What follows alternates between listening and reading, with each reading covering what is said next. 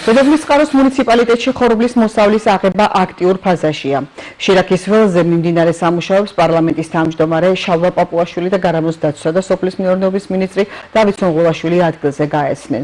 ხელისუფლების წარმომადგენლების განცხადებით, ქვეყანაში ხორბლის წარმოების ეფექტიანობა გაზრდილია, ხოლო სამინისტრო ფერმერებთან აქტიურ კომუნიკაციას აგრძელებს, რათა მათ საჭიროებებზე დროული და ეფექტიანი მხარდაჭერა უზრუნველყოს.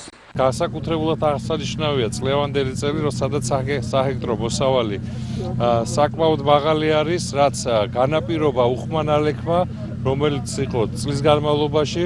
ამასთან დაკავშირებით მინდა ვთქვა, რომ ჩვენ სოფლის განვითარების სააგენტოში გვაქვს ძალიან მნიშვნელოვანი პროგრამები, რითიც შესაძლებლობას ვაძლევთ ადგილობრივ ფერმერებს, რომ მივეხმაროთ როგორც თვითონ მოყვანის პროცესში, ასევე მოსავლის აღების დაფინავების პროცესში. ეს არის როგორც მექანიზაციის მხარდაჭერა, ასევე ექსტენსიის მიმართულებით მხარდაჭერა. ამ ორივე მიმართულებით შესაძლებლობა იქნება ერთის მხრივ, რომ გაუმჯობესებული მოსავალი იყოს და მეორეს მხრივ, გქონდეთ შესაძლებლობა ადგილობრივ ფერმერებს კარგად დააბინაონ და აიღონ მოსავალი. მართალია იყო ამინდები, რამაც ხელი შეუშალა დროულად დაბინავებას მარცვლეული კულტურების კახეთის რეგიონში, თუმცა მოსავალი არის დიდი, ყოველწლიურად მზარდია, რაც საბოლოო ჯამში ხელს უწყობს ჩვენი მოსახლეობის კეთილდღეობას, მატერიალურ დოვლას და შესაბამისად მე დარწმუნებული ვარ ტექნოლოგიებით და იმ განათლებით, რომელსაც ვაძლევთ ჩვენ ყოველწლიურად ჩვენს ფერმერებს, უფრო და უფრო მზარდი იქნება კახეთში მარცვლეულის მოსავალი. ტექნიკა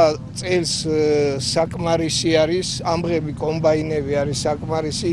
აქ როგორ არის იცი, აქ არის ალაზნის ველი, საიდანაც იწყება პირველად და დაახლოებით 2 კვირის მერე შემოდის შირაქში.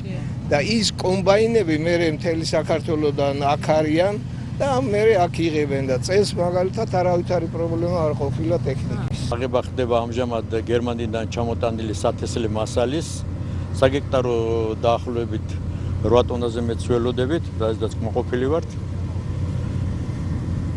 ამ საქმიანობას დაახლოებით 40 წელი ვეწევ.